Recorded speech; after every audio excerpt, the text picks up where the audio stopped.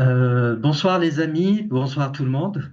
Je vous remercie d'être là ce soir pour écouter notre ami et collègue Hassan Tahiri qui va nous parler d'un sujet très intéressant et qui va nous donner un peu sa vision personnelle d'abord des relations entre mathématiques et philosophie. C'est une thématique sur laquelle il a beaucoup travaillé, il a beaucoup publié.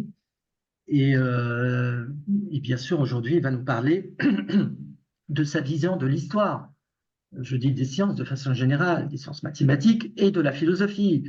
Sa vision, on peut dire, qui n'est pas occidentale ou qui est, comment on dit, non occident-centré. C'est un peu ce terme-là qui est à la mode, qui est déjà utilisé par Anne-François Schmitt. Elle veut développer une épistémologie non occident-centrée, sortir de l'épistémologie occident-centrée. Alors, je te laisse la parole, Hassan, pendant 50 minutes et tu vas nous parler donc ce soir des mathématiques et de la philosophie vers une lecture non occidentale de l'histoire des sciences et de la philosophie. Ouais. Toi la Donc, parole. merci, Merci. cher Andy, donc, de ton invitation. Et donc, c'est grâce à toi que je suis aujourd'hui parmi vous afin de partager avec vous mes toutes dernières recherches. Alors, voilà donc de quoi je vais parler. Donc, vous avez donc en dessous, donc il y a des titres, des sections. Donc, je vais parler je vais présenter la narration occidentale et ses enjeux. Donc, l'impact de cette narration sur la culture arabe, donc ce que j'appelle la réception arabe de la narration occidentale. Cette réception va donner lieu donc à l'émergence d'une pensée moderniciste arabe, cette pensée moderniste arabe qui est porteuse donc d'un projet qui est le projet modernisiste. Et après, donc on va voir l'échec de ce projet. Et après, on va voir donc la réfutation de cette narration occidentale qui était à l'origine, à l'origine de du fait que les penseurs arabes donc ont fait fausse route. Pourquoi ils ont fait fausse route? C'est à cause de cette narration occidentale. Donc voilà, commençons donc bien, donc si vous voulez bien. Donc nous vivons donc dans un monde dominé par ce qu'on appelle l'Occident, c'est l'Europe et les États-Unis. Une domination presque totale dans tous les domaines politiques, économiques, financiers, militaires, philosophiques. Et ce qui est le plus important, à mon avis, c'est le domaine de l'histoire et de la pensée. La domination de l'Occident ne date pas d'aujourd'hui. En ce qui nous concerne, il remonte au XIXe siècle. L'Europe, héritière de la philosophie des Lumières, s'est sentie alors puissante, peut-être trop puissante, ce qui lui a donné envie d'empiéter sur le territoire de son voisin. Après avoir dominé la nature, elle voulait dominer les hommes de l'autre côté de la Méditerranée. Mais comment? Justement en faisant la démonstration de toute la puissance européenne. Non pas pour faire peur comme on le croit généralement, mais au contraire pour impressionner cet Orient proche qui l'a toujours fasciné. Pour séduire les Arabes en montrant qu'elle connaît davantage sur l'histoire qu'elles connaissent eux-mêmes. C'est surprenant de découvrir comment ce rapport de séduction entre Occident et ce qu'il appelle l'Orient a basculé. Qui n'a pas mis les pieds en Europe et n'a pas été séduit par sa prospérité matérielle, qui n'a pas cru en la narration de la création de cette Europe moderne.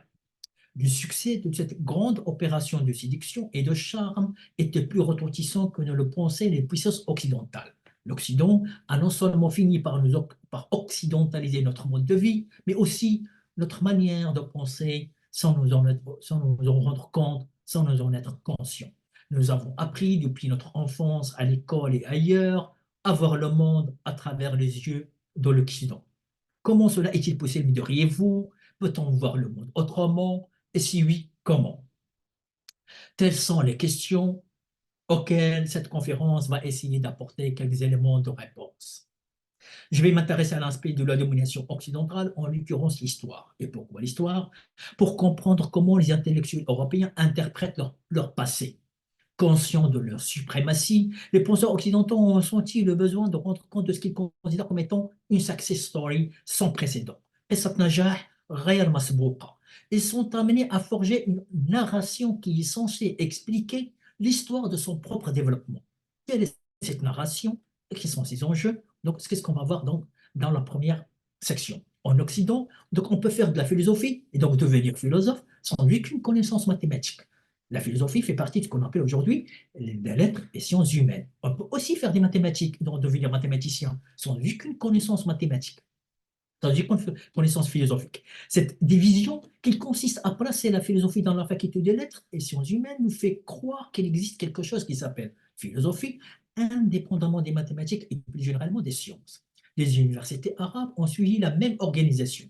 On a ici une sorte de copier-coller naïf, car les administrateurs des universités arabes ignorent l'histoire de cette séparation qu'ils n'ont pas vécue. Ils ne savent pas qu'il est le résultat de rapports de force, pour ne pas dire d'issue, d'un conflit entre les écoles de pensée. On- Voici un exemple où on prend une décision majeure qui engage des générations par pure imitation, sans connaissance de cause, sans tenir compte des besoins de la société ou de la spécificité de sa culture et de son histoire, sans vision sur la fin et le devenir de l'éducation. Ce qui explique le contraste suivant. Les Européens produisent des philosophes et des mathématiciens. Chez les pays arabes, on trouve des philosophes, on va voir quelques-uns, mais pas de mathématiciens. En tout cas, moi, je ne connais pas. Ce qui explique le compte. Donc, ce qui est frappant, c'est l'organisation de l'enseignement des deux disciplines. On retrouve en philosophie quelque chose qui n'existe pas en mathématiques. Qu'enseigne-t-on à la faculté de philosophie des universités occidentales? Donc, on commence par philosophie ancienne, c'est-à-dire la philosophie grecque. On commence par ce qu'on appelle les philosophes présocratiques, puis le fameux Socrate, bien sûr, par le biais des dialogues de Platon, et l'inévitable Aristote, puis Épicure, etc. Donc après, nous avons la philosophie moderne, c'est le fameux XVIIe siècle, avec Descartes, Spinoza, Locke, Hume, Kant, puis on arrive à la philosophie contemporaine avec Husserl, Frege, Heidegger, Russell, Wittgenstein, Sartre, Foucault, etc. On voit qu'il y a un grand saut entre la philosophie grecque et la philosophie moderne. Si on prend la philosophie de Platon et d'Aristote comme référence, qui date du 5e et 4e siècle avant Jésus-Christ, jusqu'à l'année magique du 17e siècle, on a un décalage de 21 à 22 siècles. Ce qui est surprenant, c'est que ce grand saut ne gêne en rien les concepteurs du programme ni les professeurs de philosophie des universités européennes. La raison est très simple. Ils ne disent pas qu'ils ne savent pas. Ils affirment qu'il ne s'est pas passé grand-chose entre ces deux périodes. Pour eux, comme pour toute l'intelligence européenne, c'est une sorte de période stérile, barbative, obscure, archaïque, voire irrationnelle. C'est cette période qu'ils appellent, non sans péjoration, médiévale. Donc, on retrouve donc la fameuse périodisation des sciences, sciences anciennes, sciences médiévales, sciences modernes. Dans cette conception de la périodisation, on trouve quelque chose de nouveau, un postulat. Le passage de l'époque médiévale à l'époque moderne n'est ni graduel, ni une évolution progressive, mais une révolution entendue comme une rupture complète avec le passé. L'Occident, qui prétend ne pas trop croire à la notion irrationnelle de création, nous dit maintenant qu'au durant le XVIIe siècle a eu lieu la création d'un nouveau monde presque ex nihilo.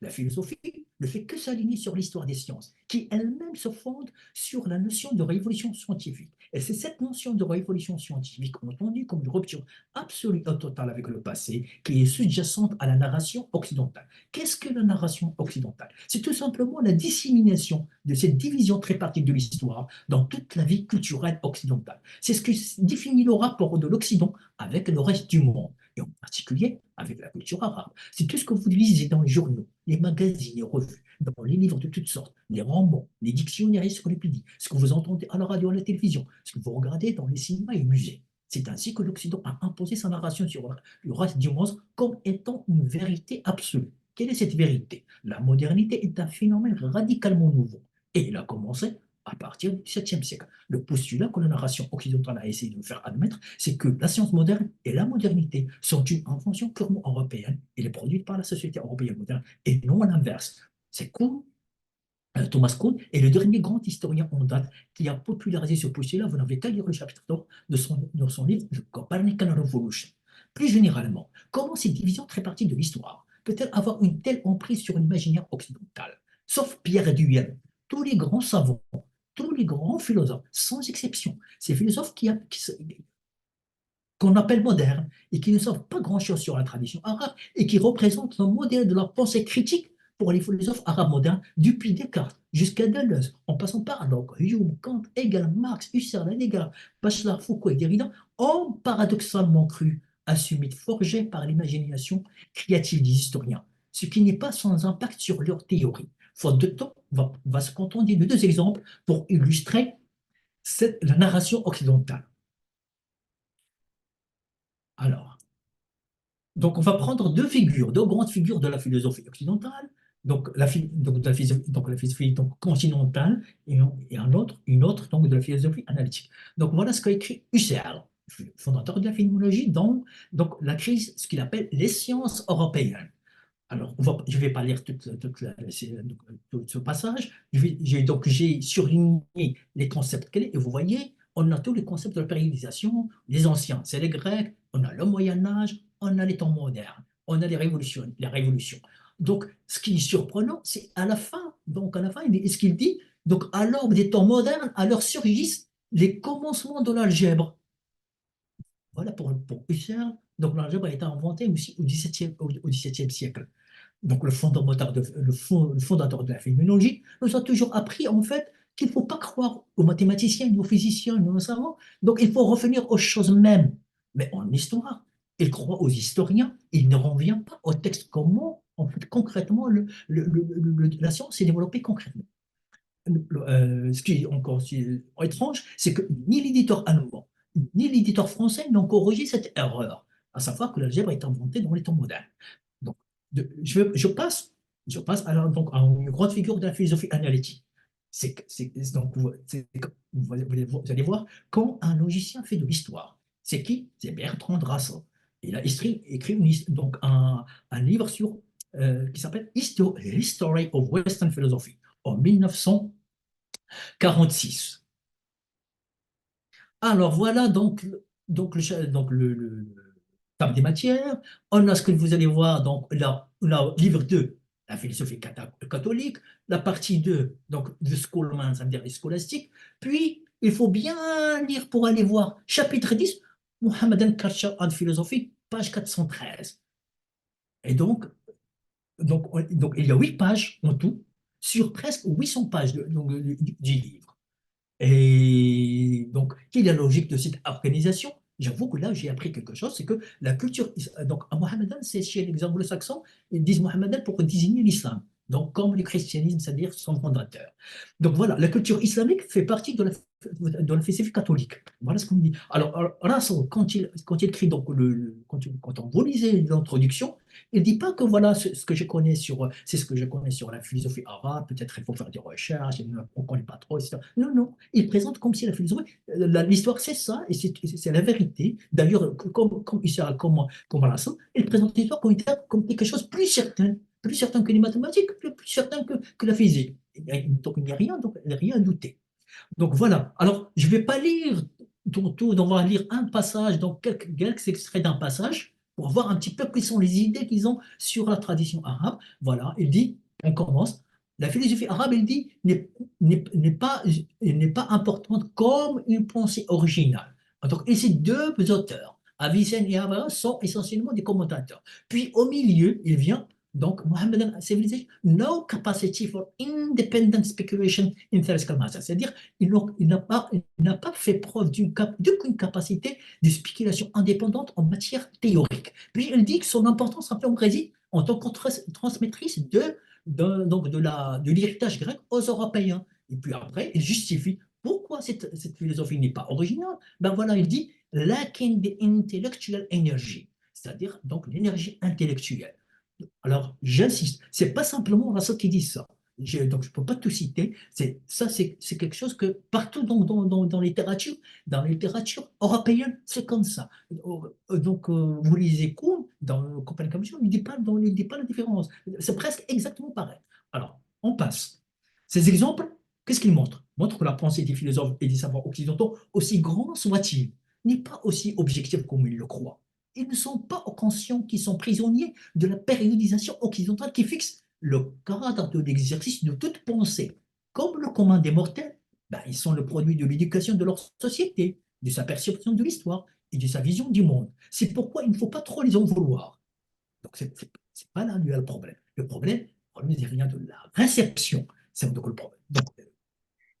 C'est pourquoi on va voir donc, du côté de ceux qui vont recevoir cette littérature, cette narration. Cette narration, telle que nous la connaissons aujourd'hui, a pris forme depuis au moins le 19e siècle. Donc, on va voir quel est son impact sur la culture occidentale, sur la culture arabe. Pardon. Donc, voilà, c'est ce que j'appelle la réception arabe de la narration occidentale. Donc, là, on va distinguer, donc, c'est avec cette réception, elle est donc à l'occasion de cette réception qu'on va voir émerger une pensée moderniciste. On va voir. Donc, toutes les cultures du monde ont subi l'hégémonie de la culture occidentale. Et la culture arabe est sans doute celle qui a subi, pour ne pas dire souffert le plus de cette domination de la part de qui? De ceux qui sont censés en être les héritiers. On va voir que trois figures, encore très rapidement, parce que malheureusement pour des questions de temps. Alors, voilà, donc le premier, c'est Taha Hussein. Donc, voilà ce qu'il nous écrit dans Mustaqbal Thaqafa fi Misr, la page 33 et 35. Donc, je ne vais pas tout lire, mais donc, alors peut-être, je ne sais pas s'il y a donc, qui ne connaissent pas donc l'arabe, mais je vais lire, donc il y a des extraits, je vais les donc, traduire en français. Donc, notre vie matérielle est purement européenne dans les classes supérieures, dit Taha Hussein. Cela signifie que l'idéal de l'Égyptien dans sa vie matérielle est l'idéal de Lévi européen dans sa vie matérielle. Puis il continue pour dire aucune force sur Terre ne peut nous empêcher de jouir de la vie comme les Européens en jouissent. Puis pour conclure, jusqu'à ce que nous fassions partie, c'est-à-dire l'Égypte, de l'Europe en termes matériellement, sémantiquement, réellement et formellement. Alors je passe à un contemporain, donc c'est le philosophe égyptien, Zaki Nahji Mahfouz, qui écrit dans un livre, Tajdid al-Fikr al-Arabi. Voilà ce qu'il dit à la page 13. Alors, je vais lire la traduction. Il n'y a pas d'espoir pour une vie intellectuelle contemporaine si nous n'amputons pas notre héritage et si nous ne vivons pas avec ceux qui vivent à notre époque, en mangeant comme ils mangent, en travaillant comme ils travaillent, en jouant comme ils jouent, en écrivant de gauche à droite comme ils écrivent. Alors, la surenchère vient d'un philosophe arabe, marocain, c'est Al-Jabri, Abid Al-Jabri, qui a écrit un livre populaire qui s'appelle Nahl wa Turath. Voilà ce qu'il écrit à la page 20. Donc, encore une fois, je ne vais pas lire tout, sauf simplement sa conclusion. Le renouveau dit de la. Donc, là, j'ai surligné Tajdid de Fakr Arabi, il fait allusion à l'ouvrage de Zaki Najib Mahfoud. Donc, le renouveau de la raison arabe signifie, dans notre perspective, dit Jabri, accomplir une rupture épistémologique totale avec la structure de la raison arabe. Comment expliquer cette réaction des penseurs arabes modernes? Comment se fait-il qu'ils n'ont pas pu saisir ou remarquer ce qui fait la singularité de la civilisation arabe qui a créé un nouvel ordre mondial depuis son émergence? Comment caractériser cette pensée qui produit ce type de discours? Et comment se fait-il que ce type de discours qui s'est imposé sur la scène culturelle intellectuelle arabe? J'avoue que j'avais du mal à comprendre cette attitude des philosophes arabes jusqu'à ce que j'ai fait la rencontre d'un auteur qui appartient à une tradition avec laquelle nos penseurs modernes veulent rompre. Il s'agit d'Ibn Khaldoun. Je fais appel donc à sa thèse. Il a une thèse, la thèse d'Ibn Khaldoun, sur la domination. Voilà ce que nous disent donc sans muqaddima. Donc, je venais citer que le titre, c'est éloquent et c'est suffisant. Donc, dans ce titre, voilà, c'est qui est éloquent. Donc, Ibn Khaldoun nous dit que c'est l'imitation à l'iqtida qui crée une relation asymétrique entre deux parties, Ghalib ou Maghloub, dominant et dominé. Contrairement à ce qu'on pourrait croire, donc, la domination n'est ni politique, ni économique, ni militaire, mais c'est d'abord intellectuel. C'est un état d'esprit de l'être. Dominant-dominé n'existe qu'à partir du moment où on constate une imitation systématique. Du coup, il ne faut pas confondre entre faible dominé et fort dominant. On peut être faible sans être dominé. Le faible ne devient dominé que lorsqu'il ne résiste plus au plus fort, lorsqu'il est incapable de dire non. Et pourquoi le dominé ne résiste pas au dominant? Sa réponse est géniale. Al-wala. Et oui, la relation est d'ordre sentimental. Un terme qu'on peut rendre par séduction, charme, désir. Mais quel est ce désir? Le dominant crée chez le dominé le désir de vouloir s'identifier avec lui. Le dominé espère ainsi apparaître aux yeux du dominant qu'il est comme lui, c'est-à-dire un dominant aussi, qu'il partage ses valeurs, sa vision du monde, sa narration. Et pour le convaincre qu'il a changé de camp ou plutôt de classe, qu'il le représente au sein de sa propre société, le dominé imite intellectuellement le dominant. Comment? en répétant sa narration sur laquelle il fonde un discours dans lequel il remet en question son passé prémoderne. Armé par les catégories du dominant, le dominé retombe ainsi son arme contre sa propre tradition. Il croit ou il fait croire qu'il s'autocritique. Il ne se rend pas compte qu'en fait, il ne fait que se détruire. Et selon Ibn Khaldun, ce type de discours produit par les penseurs arabes modernes est une pensée du dominé ou du vaincu. فكر المغلوب أو المهزوم. C'est une pensée self-defeating, الفكر الانهزامي. Contrairement donc à leurs ancêtres qui ont cultivé l'art de douter, les penseurs arabes modernes n'ont pas mis le moindre doute sur la certitude des catégories par lesquelles l'imagination occidentale pense, structure et agit sur le monde. Une catégorisation qui divise le monde en Occident supérieur et non-Occident, ou encore Orient inférieur. Et donc nous avons les autres catégories modernes médiévales, révolution scientifique et rupture épistémologique, laïcité, religion, raison, foi, Dieu, nature, libéralisme, marxisme, droite, gauche, etc., etc. Pris dans le piège de la périodisation occidentale duquel ils n'ont pas pu se libérer, les penseurs arabes n'ont cessé de suivre et imiter systématiquement la pensée occidentale. Pourquoi faire? Pour espérer accéder à quelque chose qu'ils n'ont pas produit. À la soi-disant modernité européenne, pour faire partie des clubs des auteurs modernes, et donc être consacrés et reconnus par les instances culturelles dominantes comme étant des auteurs modernes, ce qui les distingue du reste de la société. C'est ainsi que certains se déclarent passionnément laïcs modernes, pour rompre avec ce qu'ils considèrent comme étant les révolus du l'islam médiéval, archaïque, traditionnel. D'autres se sentent fiers d'être des révolutionnaires marxistes, surtout quand le marxisme était en vogue. Un troisième groupe se présente comme étant des démocrates libéraux convaincus, surtout après le triomphe du néolibéralisme américain. Dans les pays arabes, on retrouve ainsi une reproduction simpliste et naïve des idées et courants philosophiques, politiques, sociologiques qui sont forgés par le vécu de la société occidentale. L'échange ne va que dans un sens, de l'Occident vers le rayon, jamais l'inverse. On consomme pour le plaisir de consommer, pour entretenir l'apparence de modernité, et non pour produire et innover. On va voir maintenant l'échec de ce projet moderniciste. Donc, les modernistes prétendent qu'ils sont porteurs d'un projet moderniste. Tous nos penseurs, qu'ils soient philosophes, littérateurs, historiens, sociologues, ont cru en la vérité absolue de cette dichotomie médiévale moderne. Mais pourquoi médiévale? Si vous faites une petite recherche sur le sens de ce terme, vous découvrirez facilement, vous découvrirez facilement qu'il désigne la période qui va de l'effondrement de l'Empire romain jusqu'à la période dite de Renaissance au XVIe siècle. Ah, ben voici un autre terme magique de la narration occidentale qui est mal compris par les penseurs arabes, qui est traduit par nada. Or, on parle de Renaissance pour faire court, puisque par Renaissance, on veut dire le regain d'intérêt pour la littérature grecque et ancienne, un événement purement culturel et social. Quand on traduit mal un concept culturellement chargé, quand on se trompe sur la description exacte d'un événement historique, mais il y a de grandes chances de faire l'amalgame et de commettre des anachronismes. C'est ainsi que les intellectuels égyptiens croient qu'ils ont connu quelque chose de similaire au XIXe siècle, que leur pays s'est modernisé, que leur société s'est transformée à l'occidental, comme le montre le film égyptien en noir et blanc. Voici une belle allusion. Illusion. Comment parler d'un ardent d'une nation, d'une société sans nation? Puisque pour les Européens, ce qu'ils appellent la révolution scientifique a eu lieu un siècle après la Renaissance. Regardez la situation de l'Égypte aujourd'hui. A-t-elle l'air d'une nation qui a connu une période de Renaissance? D'après l'histoire, ou plutôt les idées reçues que vous connaissez bien, cette Égypte moderne est celle fondée par Mohamed Ali Pacha au XIXe siècle. En quoi est-elle moderne? Paradoxalement, comment cette Égypte qui a vaincu les Mongols et les croisés avant Mohamed Ali Pacha tombe sous l'occupation occidentale quelques années plus tard, peut-elle être considérée comme moderne? Les penseurs arabes acceptent d'ouvrir leurs bras à la modernité européenne.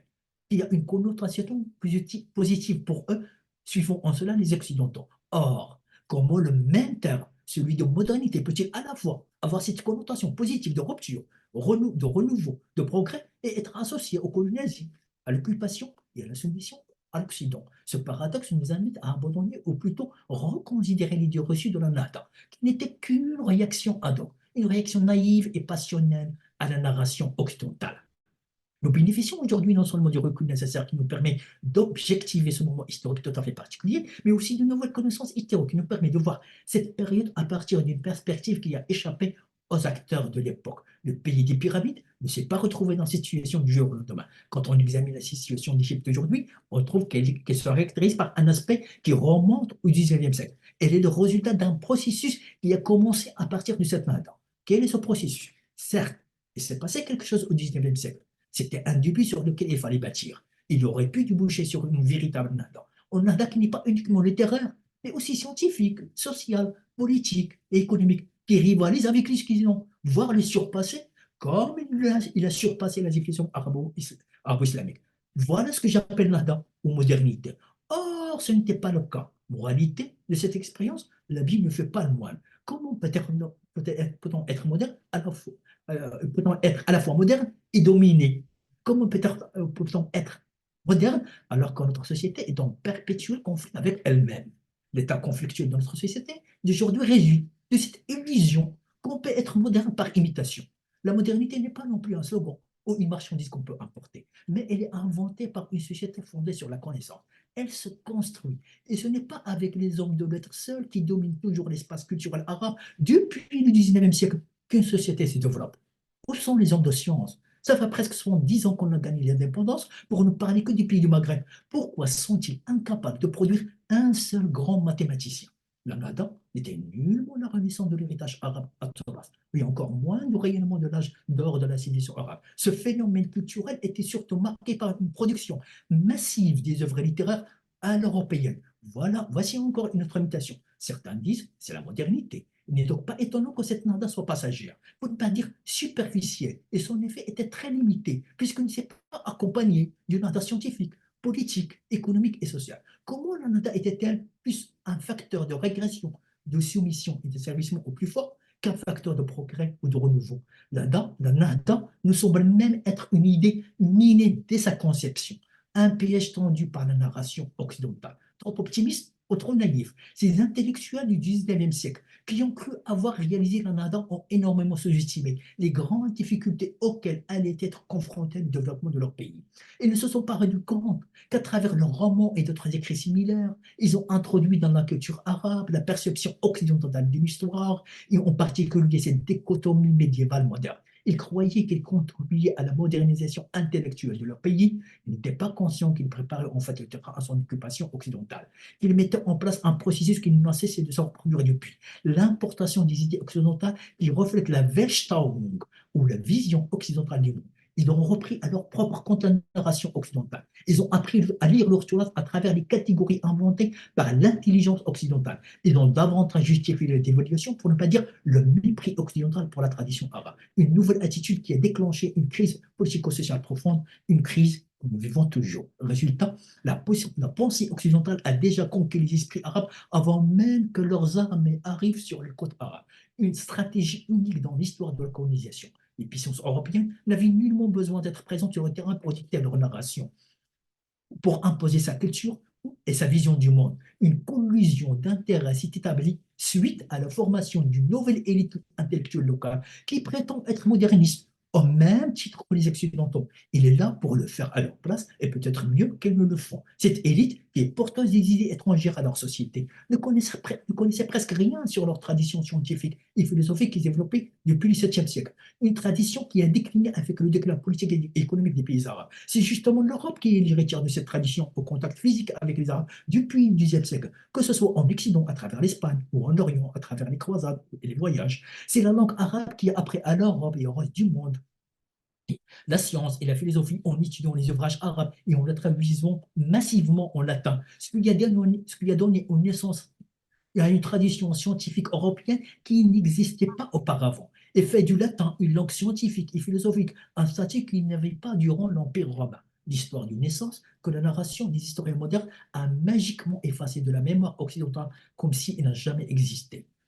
C'est ainsi que les choses ont basculé. Ce qu'on appelle tradition arabe du 8e, 19e siècle n'est plus celle du 8e et 9e siècle. Cette tradition originale s'est contractée avec le temps. Que reste-t-il de cette tradition du 8e et 9e siècle? Quand une société n'a plus les moyens de soutenir la richesse de son héritage, ben, elle va s'accrocher à ce qui fait son identité, à ce qui constitue sa culture identitaire. C'est ce qu'on appelle tradition au 18e et 19e siècle. Le mot est le même, mais ce qu'il couvre, son contenu, s'est énormément appauvri. Deux facteurs ont faussé la perception du rapport de force entre la culture arabe et la culture occidentale. Le temps et l'ignorance. L'un ne va pas sans l'autre. Au XIXe siècle, face à une culture européenne qui a l'air riche, puissante, impressionnante et donc moderne, la culture arabe apparaît comme pauvre, faible, archaïque et donc vieille. C'est ce rapport de force qui n'a pas tardé à se greffer sur notre société. Il va passer de l'inter à l'intraculturel, ce qui a devenu un nouvel ordre, ou plutôt désordre social et politique dans les pays arabes.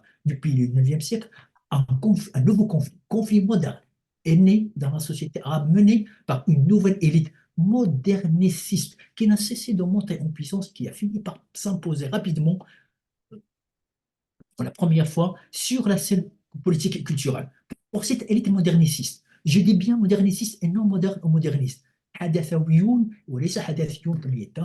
donc cette élite moderniciste qui n'a pas hésité à condamner toute une tradition qu'il a voulu ignorer au nom de la modernité. Le modernisme est le cheval de Troie pour dominer, sécuriser sa position, conserver son influence, imposer sa volonté sur le reste de la société. Depuis la Nahda, le modernisme n'est en fait qu'un prétexte, une façade qui masque la reproduction du phénomène d'occidentalisation de la pensée arabe, qui ne fait que consommer les produits de la pensée occidentale. Cette occidentalisation était inévitable, pas du tout.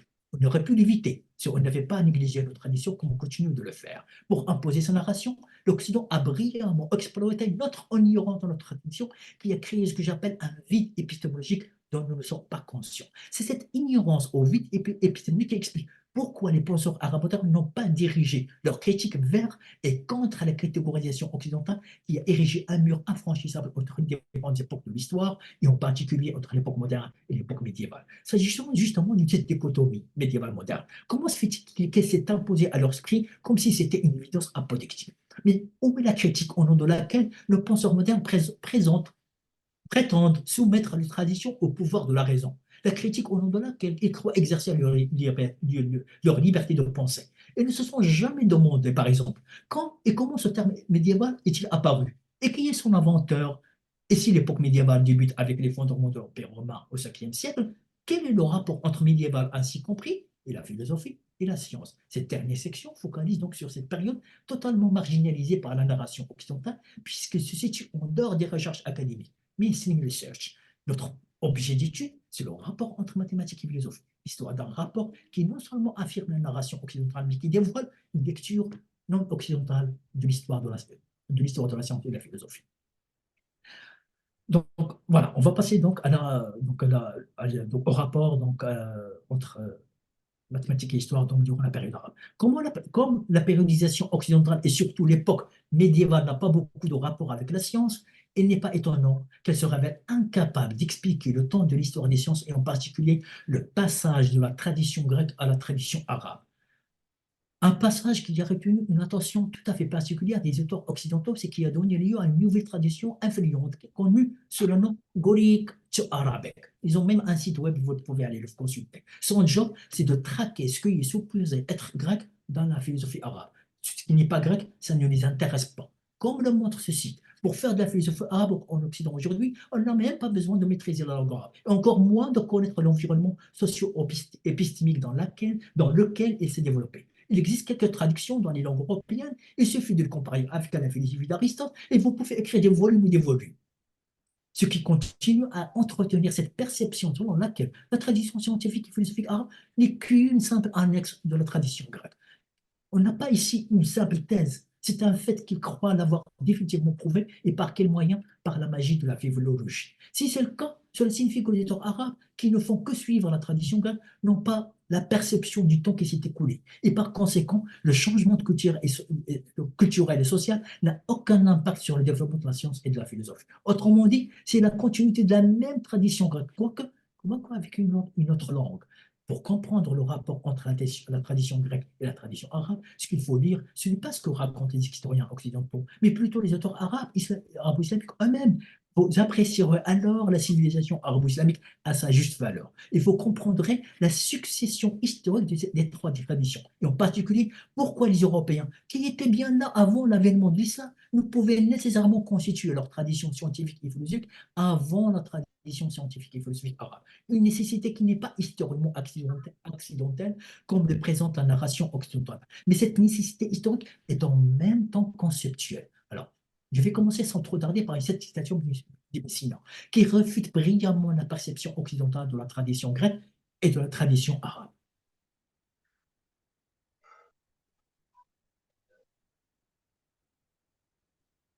Voilà. Donc, je vais lire donc la traduction. Nous disons, chaque art a une genèse où il est brut et non mûr. Mais après un certain temps, il mûrit, puis il se dévoile sa perfection. C'est pourquoi la philosophie, au début de la période où les Grecs s'en occupaient, était rhétorique, rotabilia. Et s'est ensuite mélangée. Et c'est ensuite mélangé d'erreurs et de polémiques. De ces sections, c'est-à-dire Aksamoha, c'est la section naturelle, c'est-à-dire la philosophie naturelle, qui a d'abord attiré les masses. Ils ont ensuite commencé à s'intéresser aux mathématiques, puis à la métaphysique. Mais leur transition d'une partie à une autre n'était pas saine, Raïl Sadid. Et à la première fois qu'ils sont passés du sensible à l'intelligible, ils se sont embrouillés. Visant explicitement Aristote, sa métaphysique et sa métaphysique, et lui, donc cette confusion Epstein la répète dans un autre passage tiré de son autobiographie. Il dit, j'ai lu la métaphysique, c'est-à-dire d'Aristote, mais je n'ai pas pu comprendre son contenu. Et le but de son auteur m'a paru très confus, au point que je l'ai relu 40 fois et je n'ai pas fini, et j'ai fini par l'apprendre par cœur. Donc j'arrête ici la citation. Donc vous trouverez l'analyse de ces passages et leurs enjeux épistémiques dans mon ouvrage sur la théorie de la connaissance chez Messina.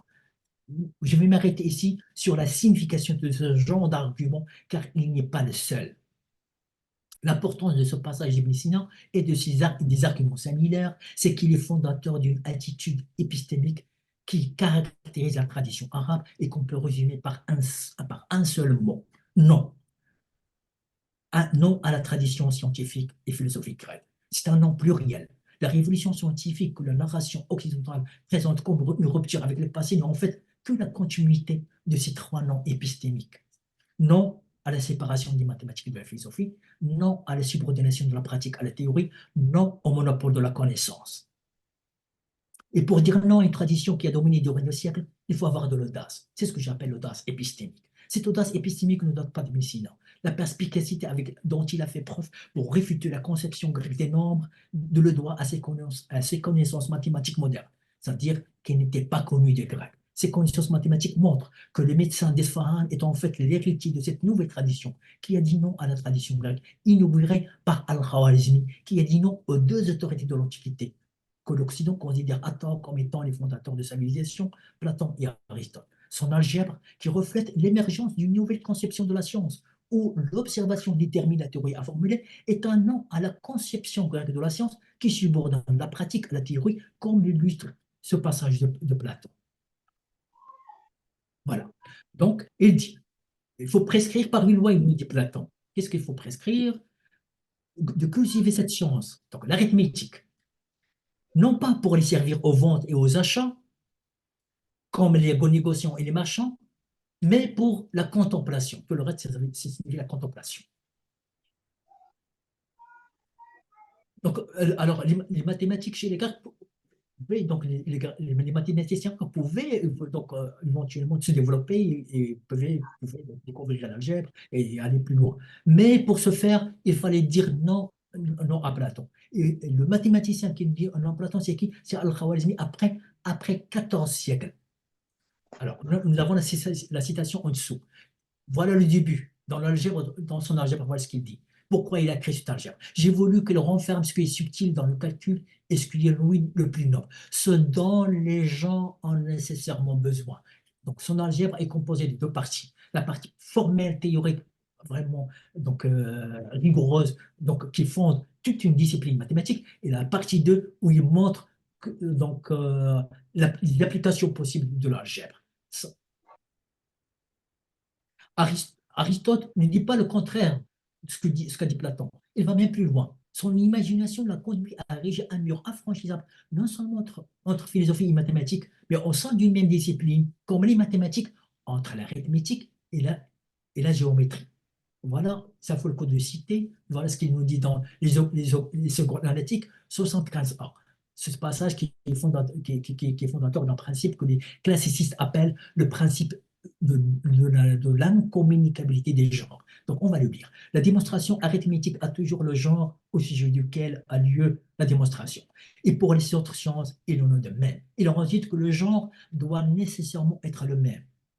Si la démonstration doit se transporter d'une science à une autre, qu'autrement le passage soit impossible. Et c'est là une chose évidente. Et donc, le passage suivant, donc, il va investir toute son autorité, tout son poids du grand philosophe pour affirmer de manière claire, explicite et sans ambiguïté, on ne peut donc pas, dans la démonstration, passer d'un genre à un autre. On ne peut pas, par exemple, prouver une proposition géométrique par l'arithmétique. Imaginez la réaction d'un lecteur averti comme Elkindi, un mathématicien à qui on a confié la supervision de la traduction des œuvres philosophiques grecques, et en particulier celle d'Aristote. Quand il découvre que l'ouvrage de fondateur de l'algèbre, qui a établi la correspondance entre l'arithmétique et la géométrie, démontre que la solution d'une même équation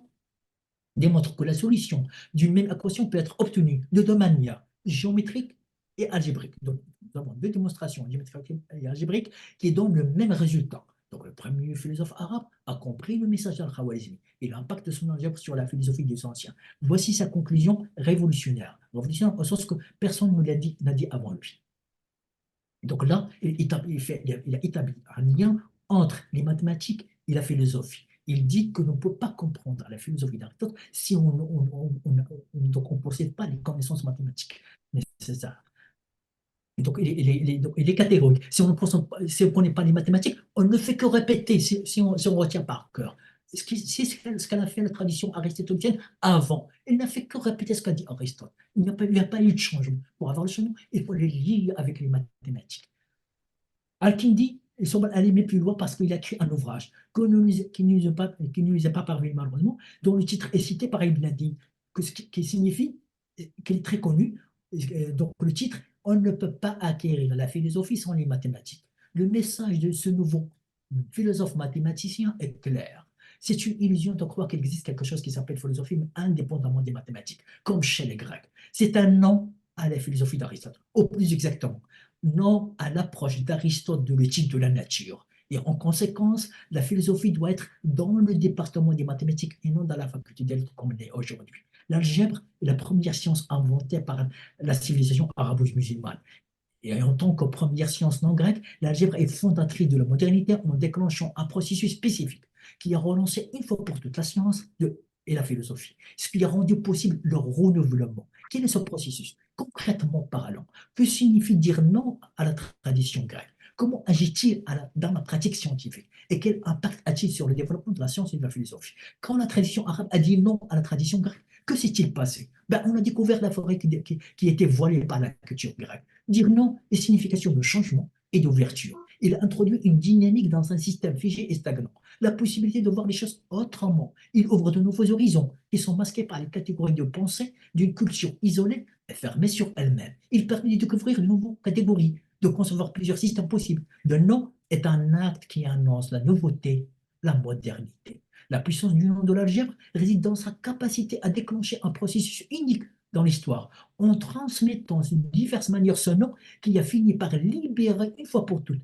la science et la philosophie de l'emprise de la culture grecque. C'est ce processus de libération ou encore de purification que nous appelons la déhellénisation de l'héritage complexe grec. Avant le 9e siècle, la science et la philosophie étaient tout simplement grecques. Après le 9e siècle, on assiste à l'émergence des mathématiques non grecques, l'algèbre. L'algèbre a donné lieu au développement de plusieurs disciplines mathématiques, à commencer par la notion d'algorithme, l'algèbre linéaire, la théorie des équations, la théorie des nombres. On la mariant avec la géométrie. Non, on a l'algèbre géométrique, la géométrie algébrique, la géométrie analytique, la trigonométrie. En philosophie, on a l'émergence d'une philosophie non grecque, et en particulier non platonicienne et non aristotélienne, comme le montre la philosophie mathématique des Messines.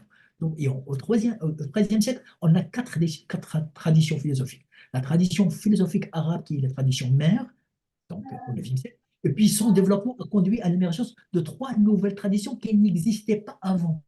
La tradition philosophique persan, la tradition philosophique juive et la tradition philosophique chrétienne. En astronomie, on a l'émergence d'une astronomie non grecque ou encore non ptoléméienne. Le nom d'Ibn Laytham, c'est-à-dire son livre Al-Shukuk, a conduit au développement de trois systèmes planétaires. Le premier, qui a pris beaucoup de temps à construire, est celui d'Ibn Ashtar au XIVe siècle, sur lequel il se fonde 3 siècles plus tard deux autres systèmes, le système de Copernic au XVIe siècle et celui de Tycho Brahe au XVIIe siècle. Résumons donc l'impact de l'algèbre sur le développement de la science et de la philosophie en 5 points. L'algèbre est le résultat d'une révolution épistémique au sens propre du terme, c'est-à-dire un renversement qui a libéré les mathématiques de l'autorité des philosophes Platon et Aristote, respectivement, qui étaient donc respectivement les patrons de l'académie du lycée. Leurs opinions que j'ai citées tout à l'heure, ce n'est pas simplement des phrases et des mots, c'était donc elles reflètent la pratique de l'enseignement dans ces établissements. Les mathématiques n'étaient non seulement séparées de la philosophie, mais la mathématique était subordonnée à la philosophie. Pour que les mathématiques avancent, il aurait fallu dire non à la philosophie de Platon et d'Aristote. Ce que les mathématiciens post-aristotéliens, comme Euclide et Ptolémée, n'ont pas fait. Euclide, par exemple, quand il donne la définition du nombre, il ne discute pas pourquoi il définit. Il faut aller chez Aristote pour comprendre cette définition. C'est la définition d'Aristote. Donc, il a exclu le mouvement de la géométrie. Il ne dit pas pourquoi il a exclu la géométrie. Donc, il faut aller voir encore une fois il faut aller voir, donc, étudier donc, Aristote, qui a dit que le mouvement est du seul ressort de la philosophie. Alors, il a concédé le mouvement simplement pour l'astronomie. Mais pourquoi? C'est simplement parce que donc, c'est à faire donc, au monde supralunaire. Mais pour le monde d'ici-bas, donc on ne peut pas étudier le mouvement qu'avec la philosophie, sa philosophie. Ptolémée a fondé son système sur la cosmologie d'Aristote. Donc j'arrive au deuxième point. En tant que première science nouvelle, c'est-à-dire non grecque, l'algèbre a fait du changement un processus récurrent et irréversible, ce qui signifie que tout retour en arrière est voué à l'échec. Troisième point, l'algèbre a lancé le processus de déhellénisation. Donc, il est remarquable de constater que c'est une mathématique, et en l'occurrence l'algèbre, qui a déclenché le processus de la déhellénisation. Et c'est les mathématiques, en particulier l'arithmétique, une science fondée durant la période arabe, qui a été la cause de l'achèvement de ce processus à la fin du 19e et au début du XXe siècle avec le développement de la logique mathématique. Donc, comme il vient de le voir, l'algèbre est fondatrice du pluralisme scientifique et philosophique. Donc, et enfin, le septième point, l'algèbre a conduit à l'universalisation de la science et de la philosophie. Cette universalisation n'est pas simplement leur dissémination de l'Est à l'Ouest, comme le font remarquer la plupart des historiens. Cette universalisation résulte d'une universalisation plus fondamentale qui est passée inaperçue, à savoir l'accès universel à la connaissance rendu possible par l'émergence d'une société égalitaire, une première dans l'histoire. Rappelons que la société grecque est une société esclavagiste, qu'Aristote justifie comme étant un état naturel. L'islam a dit non à l'esclavage. Je termine ce dernier point par cette question que les historiens n'ont jamais posée quand ils passent de la tradition grecque à la tradition arabe.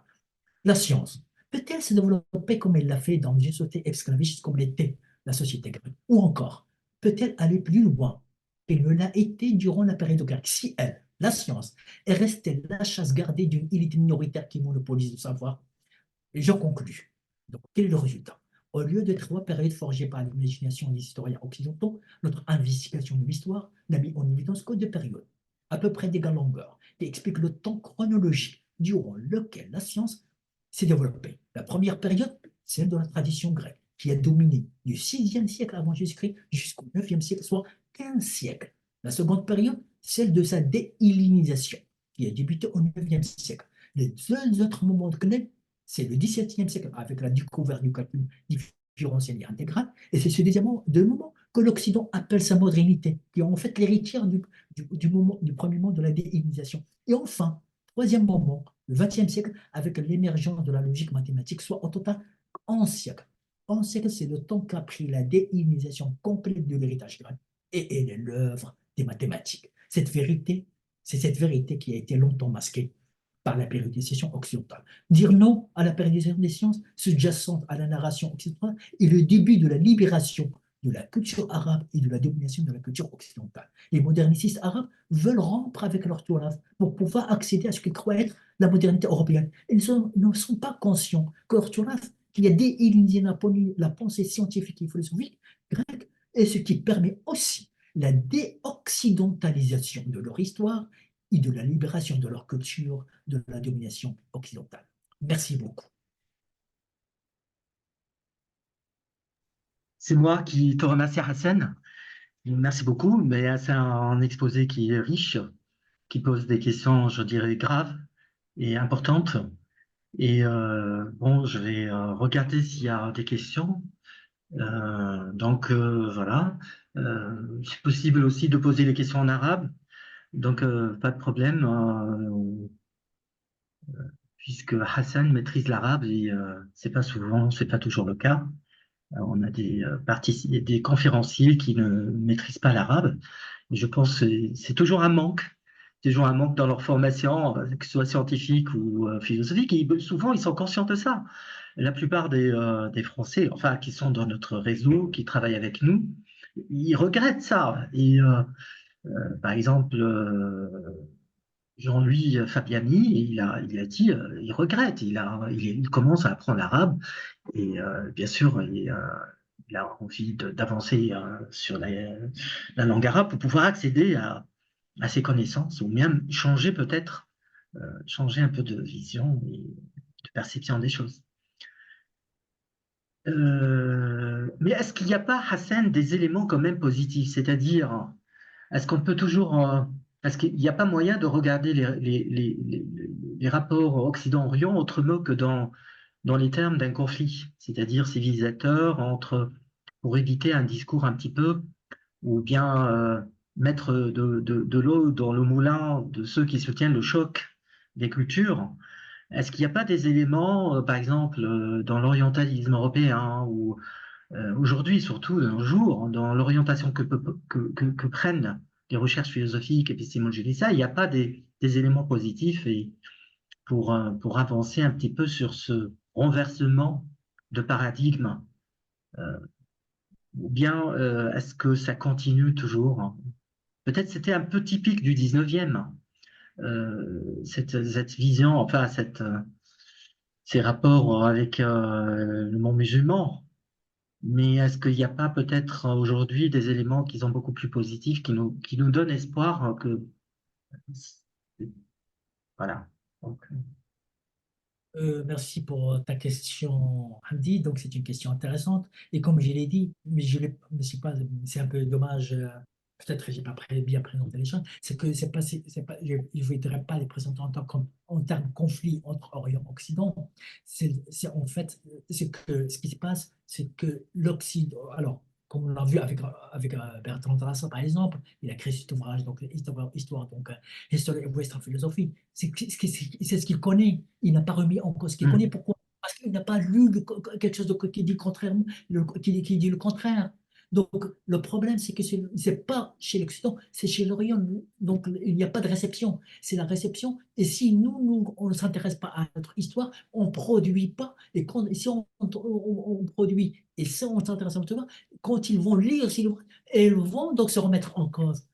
Alors, comme personne ne dit le contraire, ben, ils croient ce qu'ils ont lu partout. Donc, le problème, c'est que vient justement la domination de l'Occident. hum. Enfin, pas justement la domination, c'est que vient des Arabes De notre passivité.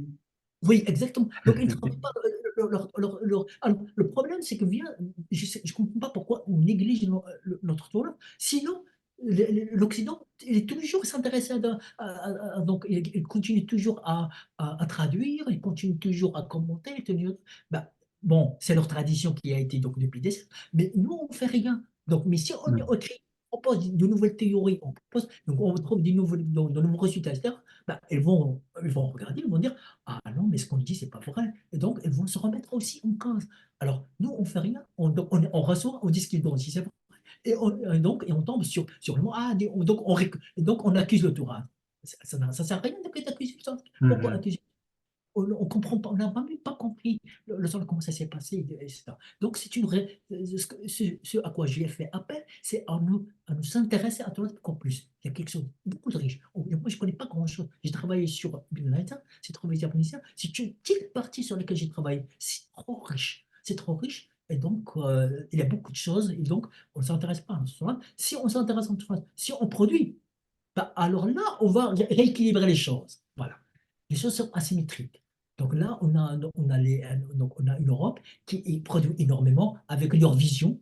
avec leur conception donc, des choses, et ben, donc, et nous, on consomme. Et on dit que, donc, alors, on ne fait rien, et ça cause. Et donc, on dit, oh oui, si nous, comment on peut donc se développer, se moderniser, il faut prendre de l'Europe. Mais on ne cesse ça fait des siècles qu'on ne cesse que de consommer. Ben, parce que tout simplement, on ne produit pas. Donc, on appelle à s'intéresser au tournage. Il y a pas mal de choses intéressantes, etc.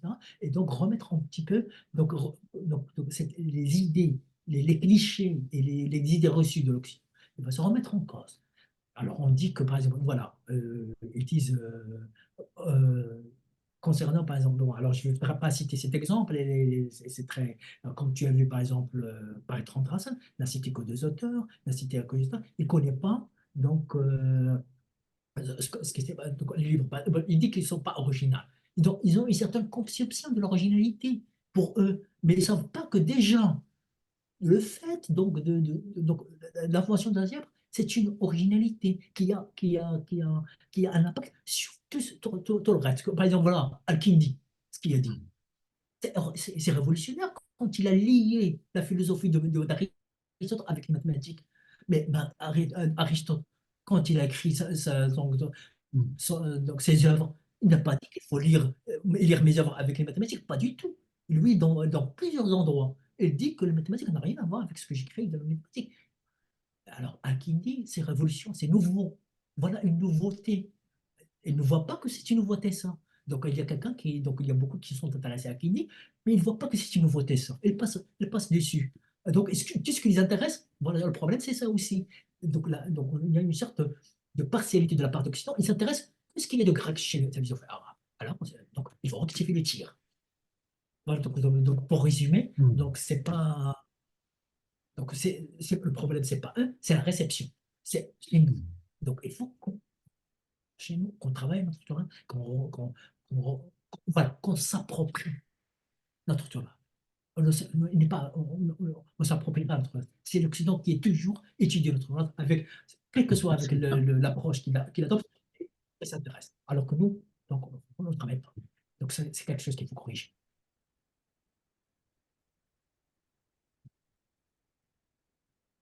Oui, c'est clair. Alors, donc, je te donne un Mm. exemple. J'ai Mm. présenté des pensées, ce que j'appelle les modernistes. Mm. Par exemple, comme Najib Mahfouz, comme Ibn Sina, ils n'ont aucun article sur, par exemple, un grand philosophe, ils n'ont aucun article qui a été publié, comme soit Ibn Sina, soit Al-Kindi, soit donc Al-Farabi. Ils n'ont pas un article. Comment ils peuvent critiquer une tradition qui est riche comme ça, sans avoir vraiment travaillé déjà donc, la matière? Comment il peut, par exemple, alors je n'ai pas cité donc, un passage sur de Al-Jabri, parce qu'il a une Oui. énorme influence. Donc, il critique Ibn Sina, il dit que c'est lui, donc sa philosophie est irrationnelle. Comment il peut dire ça? Il ne peut pas dire ça. Donc, il est dit là, il est dit dans le même ouvrage, il le dit, donc c'est par manque de temps, je ne voudrais pas trop citer. Comment il peut dire ça? Oui, mais peut-être tu étais un peu injuste à l'égard de Jabiri, un peu, parce que lui, il va Non, parce chercher qu'il a la une grande rationalité influence. chez un Il a autre une grande philosophe arabe. influence. Il Il a va une grande chercher, oui, chez Averroès, il va éditer, commenter Fasl al-Maqal, le traité des îles. Il va s'appuyer un peu sur des éléments de tradition arabe, philosophique influence. arabe, pour justifier justement cette lecture d'Avicenne comme étant un philosophe, comment dire, irrationnel, ou un peu le Mais côté qu'est-ce qu'il dominant dans sa pensée, c'est un peu, un livre qu'il voilà. peut sur Ibn Sina? Tu vois, par exemple, Dimitri Oui, là, je Boutas, suis d'accord. Ménicine a écrit. Lui, il n'a aucun livre sur Ménicine. Comment il peut dire que comment il peut réduire à quelques passages, je ne sais pas d'où ça vient, alors que quand on sait Ménicine a influencé énormément Altossi, qui est un mathématicien. Altossi, c'est un mathématicien, il a lu Ménicine, Oui, il a énormément appris. Donc, donc Ibn Tawfal a lu avec fruit donc aussi donc, Ménicine. Donc, les autres, il a influencé énormément la philosophie post-avicenne. Donc, il a fallu ça. Mais elle ne peut pas dire ça alors qu'on voit que oui. dans l'histoire, énormément, jouer sa pensée était influente et les gens énormément. Mais elle ne peut pas dire ça. Donc, on peut pas donc, Euh, juger oui. quelqu'un à partir de notre modernité, jeûner quelqu'un sans d'abord déjà l'évaluer correctement et objectivement. Voilà. Alors moi, tu vois, par Euh, exemple, ce que j'ai fait sur la philosophie chez les Grecs, c'est précis, et c'est exact. Donc la philosophie est dominée par la philosophie de la nature, ce qui est vrai. Et donc elle était rhétorique, c'est vrai que ça veut dire rien qu'avec le langage et les discours. Et il a dit, quand il a critiqué qui se sont embrouillés en passant de l'essentiel à l'intelligible, il il fait allusion à la conception de l'homme. Et si je me permets de renvoyer au livre pour comprendre, il l'a montré comment ils se sont embrouillés parce qu'il les a critiqués dans le métaphysique, il a critiqué ces écoles de pensée, que ce soit donc les pythagoriciens, que ce soit donc Aristote, Platon, donc même Euclide, la définition de qu'il a donnée. Donc tu vois qu'il a proposé une nouvelle définition, il a proposé une nouvelle conception. Oui, oui, mais c'est-à-dire à partir, en disant, du 12e, 13e, quand cette traduction massive des traités de sciences et de philosophie écrits par les Arabes, ce mouvement de traduction inverse, je dirais. C'est pas du grec vers le syriaque, vers l'arabe, mais au contraire, vers l'arabe, l'hébreu ou d'autres langues en Europe, le latin. Ce mouvement-là, est-ce qu'à un moment, à partir du, disons, 12e, 13e, n'était pas assez fort pour permettre à l'Occident d'assimiler beaucoup de, je dirais, d'ingrédients propres de civilisation, de savoir propres aux Arabes, mais qui sont devenus patrimoine de l'humanité, c'est-à-dire ce que, par exemple, Ali Ben Makhlouf désigne comme l'anomisation, c'est-à-dire il y a beaucoup de choses qui sont passées en Occident, peut-être qui avaient leur origine dans des travaux des Arabes et des musulmans, mais qui n'étaient pas déclarés ou qui n'est pas dit. Mais je dis sur le fond, il y a eu peut-être beaucoup de contacts de fond à partir de ce mouvement de traduction des traités scientifiques des Arabes à partir du 12e. Et bien sûr, il y a eu ce mouvement, il y a eu un impact sur un peu l'identité européenne, sur l'identité qui s'est constituée euh, progressivement en Europe. Et donc, on peut envisager que ce que les Arabes ont fait, ce qu'ils ont produit comme savoir philosophique et scientifique, fait partie de cette identité européenne occidentale, ou fait partie comme une racine parmi d'autres de cette identité européenne et occidentale. C'est une hypothèse qui est défendue par De Libera, qui est défendue par beaucoup de monde aujourd'hui, et aussi c'est une autre vision qui dit, voilà, oui, à un moment, les Arabes, ils ont produit, ils ont écrit des choses, ils avaient une autre vision, un autre rapport aux mathématiques, à la physique, etc. Ça leur a permis d'avancer.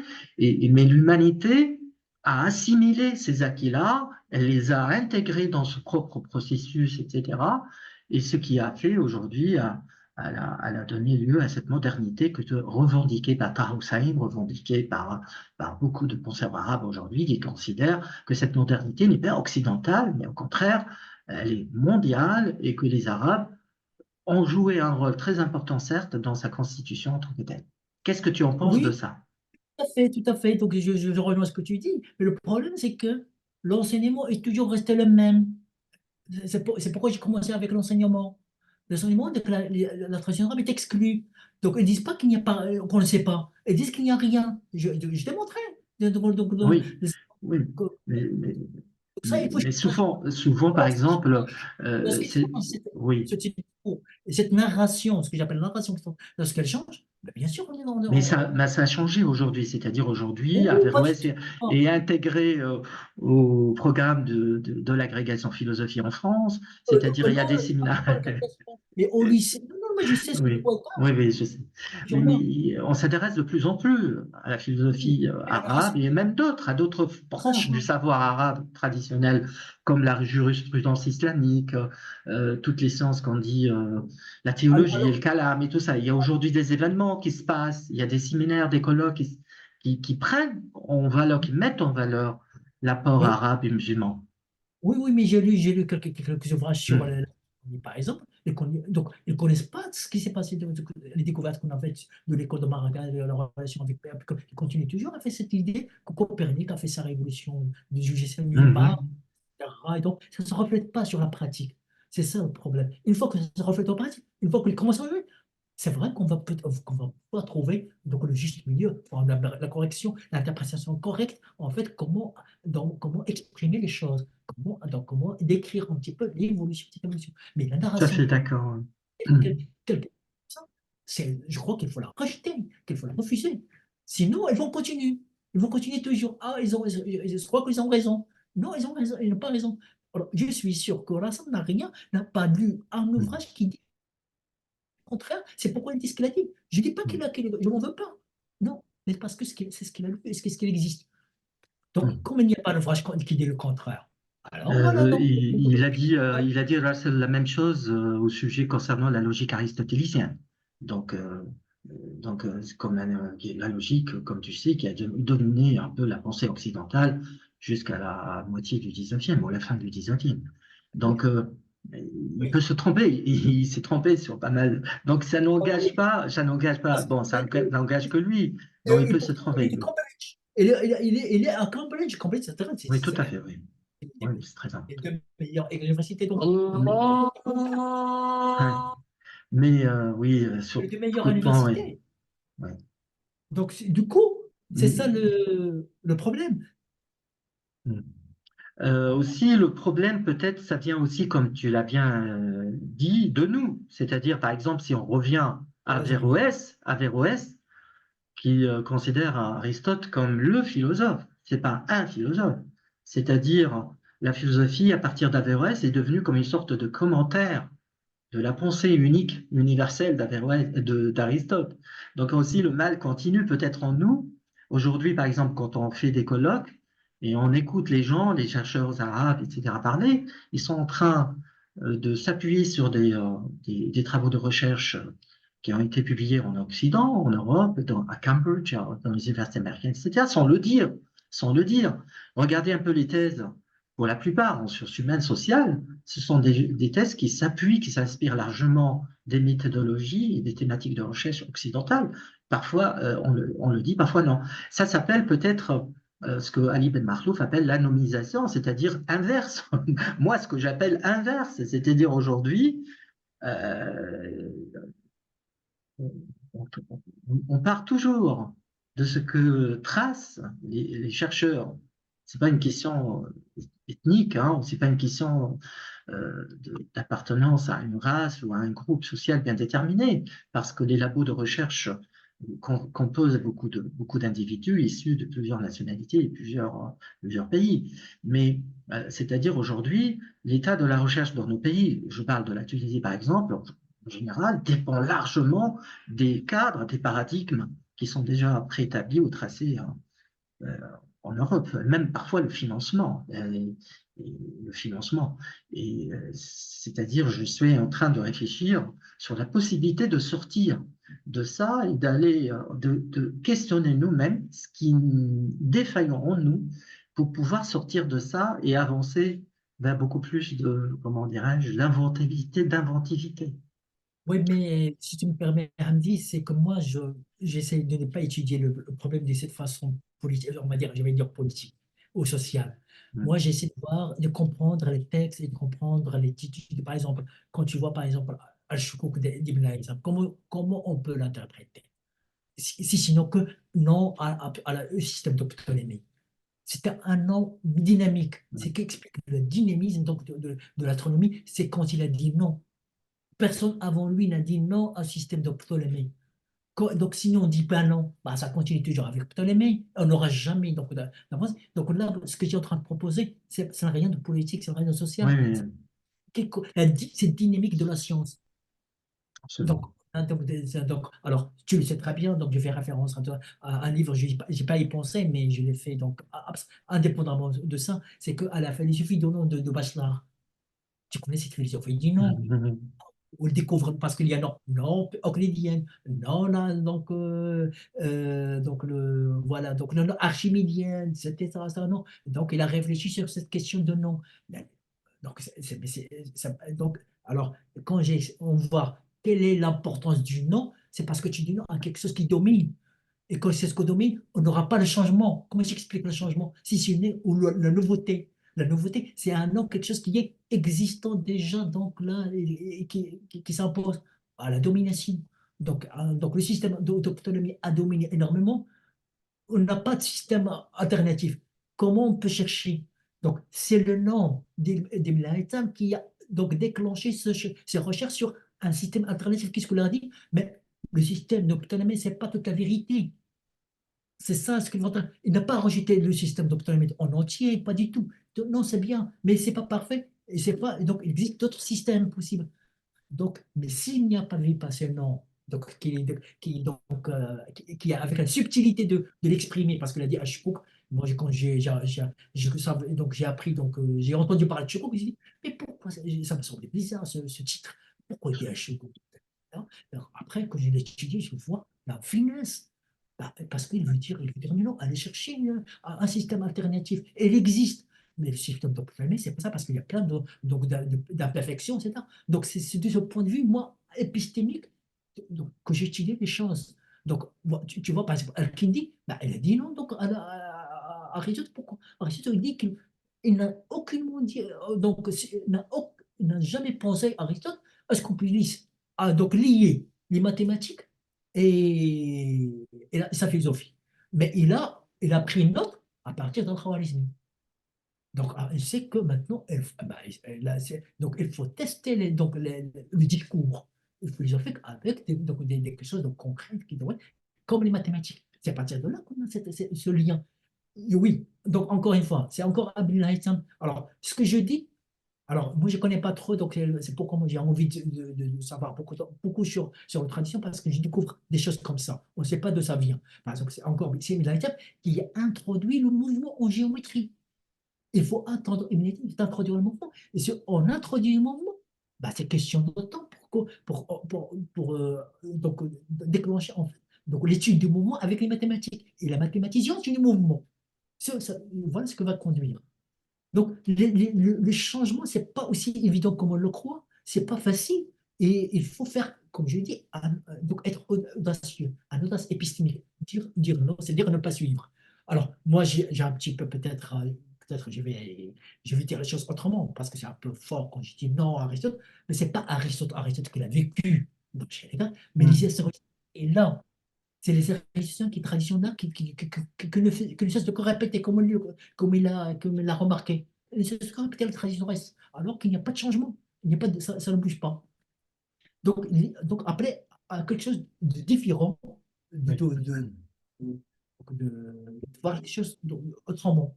De moins dogmatique. Vraiment, exactement. Mais c'est pas pour nous parce que je veux pas du tout.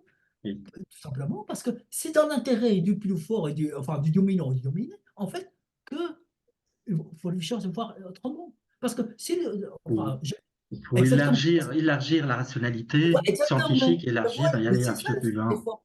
Exactement, mais c'est ça de la bénéficier l'Europe et la bénéficier de cet élargissement. Justement, voilà. Ben voilà, c'est tout ça. Alors, j'ai les présenté plusieurs fois, mais pour rien, pour accentuer ce fort de non, de dire, de ne pas toujours suivre. Voilà.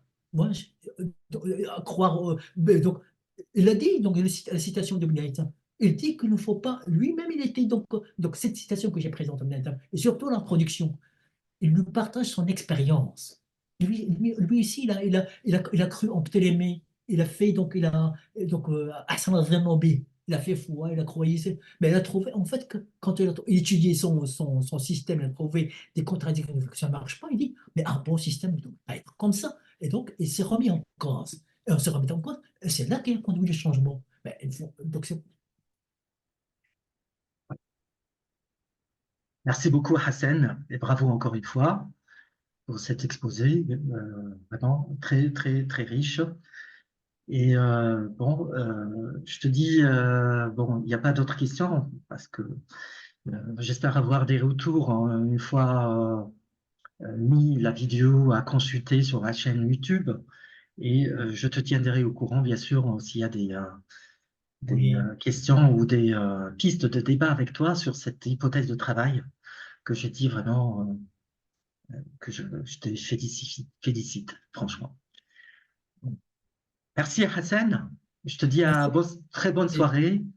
À très de bientôt. À très bientôt, j'espère. donc, En présentiel. oui, donc continue donc à me tenir au courant donc, de ce que D'accord. tu fais. Et donc, je suis avec un grand intérêt ce que tu fais. C'est très bravo pour ce que tu fais, ces efforts. C'est pourquoi j'ai envie de participer donc, dans Merci. le Merci mouvement, beaucoup, Hassan. faire bouger les choses. Voilà. prendre des initiatives comme ça exactement. voilà. Bon, maintenant, donc l'invitation, c'est de le faire en arabe et donc c'est vrai que ça va prendre plus de temps pour faire l'arabe, mais j'aurais avec plaisir de le faire en arabe parce qu'on a tout ce qu'il D'accord, faut. pourquoi pas. Oui, bien sûr, il faut, mais si, il le faut, il faut. Ça commence par là. Ça commence par là, donc la déoccidentalisation. Donc, Ben, il y a beaucoup d'Occidentaux aujourd'hui qui sont pour. qui sont contre de Qui quoi? sont pour la déoccidentalisation, qui sont favorables à cette et qui Ah non, non. travaillent pour que devienne effective sur le Pourquoi? plan Parce que, épistémique, hein, épistémique et épistémologique. comme tu as dit tout à l'heure, mais j'aime bien que ce soit plus riche, parce que ça cache beaucoup de choses. Il y a beaucoup de choses qu'on ne voit pas. On croit que c'est la fin du monde, mais ce n'est pas la fin du monde. C'est comme ça qu'on croyait aussi à l'époque des Arabes, quand ils ont rejeté des Grecs, ils croyaient qu'il n'y a plus rien, c'est fini, tout était là. Mais pas du tout. Donc on a découvert, comme je dis, quand tu dis non, on découvre donc la forêt qui est cachée par cette domination. On croyait que c'est. Très bien. Merci beaucoup, Hassan. Alors, Et Hamdi, je te salue. oui, je Je te salue. salue tous les auditeurs. Merci Maïssa, merci Ah, Mustapha. À très, oui, très, très bientôt. On oui, aura l'occasion lundi à 10 heures heure de Paris d'écouter Baptiste Le Biron qui va nous parler de la métaphysique du temps à l'aune de la gravité quantique. oui. Et je vous invite, si vous voulez, vous connecter. D'accord. Et donc, tu n'as qu'à me tenir au courant, mais j'aurai une D'accord. Ce possibilité. sera lundi à 10 heures heure de Paris, 9 heures, c'est un peu tôt, heure de Tunis. À très bientôt, Hassan, à très bientôt tout le Oui, monde. voilà, ok. Merci, merci, Au merci. revoir. Au Donc, tu me revoir. tiens au courant, hein, donc, avec plaisir quand j'aurai le temps. Tout le Au plaisir est revoir. pour moi. Merci.